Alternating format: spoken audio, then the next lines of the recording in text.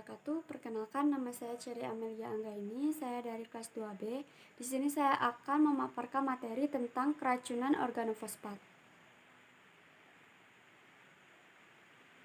Keracunan organofosfat adalah kondisi yang terjadi ketika pestisida atau insektisida organofosfat tertelan, terhirup, atau terserap ke dalam kulit dalam jumlah yang banyak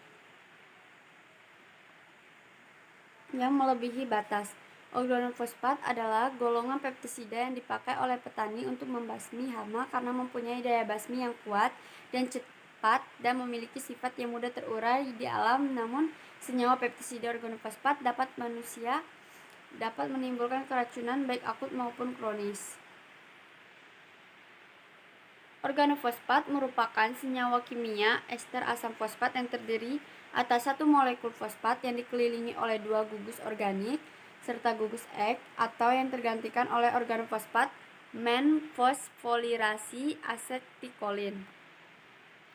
Keracunan zat organofosfat dapat bersifat akut atau kronis. Gejala keracunan organofosfat bermacam-macam tergantung dari jenis pestisida yang digunakan, lama paparan, dan seberapa banyak zat tersebut masuk ke dalam tubuh.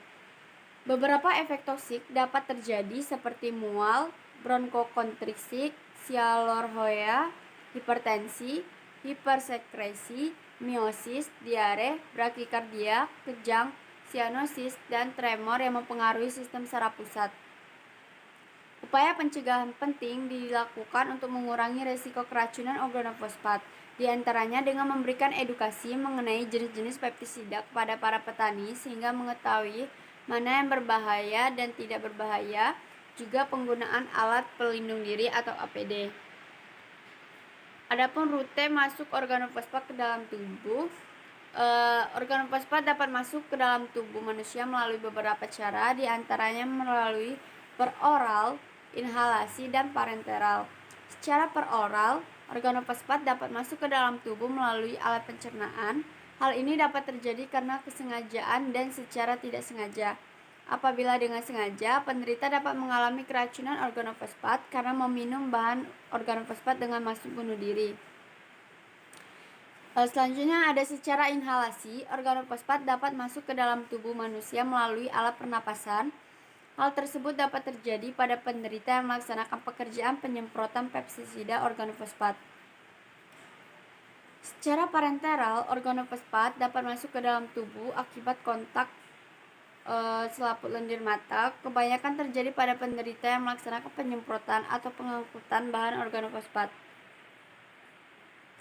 Adapun tanda dan gejala dari organofosfat, yaitu khususnya pestisida organofosfat umumnya tidak spesifik, bahkan cenderung menyerupai gejala seperti penyakit biasa. Seringkali para petani merasakan gejala seperti mual, pusing, sakit kepala, gatal-gatal, sehingga para petani mengabaikan gejala tersebut tanpa memeriksakannya ke dokter.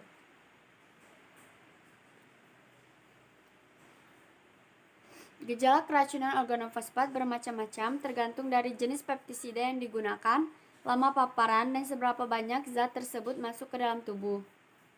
Beberapa efek toksik dapat terjadi seperti mual, bronkokonstriksi, hipertensi, dan tremor yang mempengaruhi sistem saraf pusat.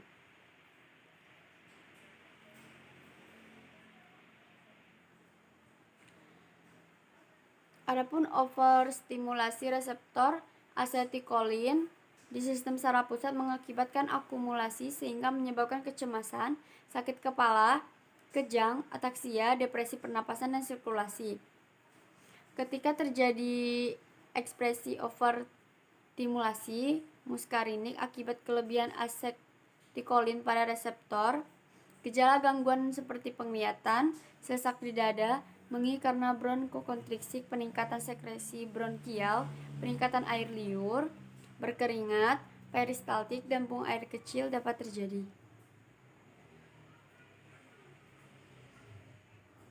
Selanjutnya ada penata laksanaan keracunan.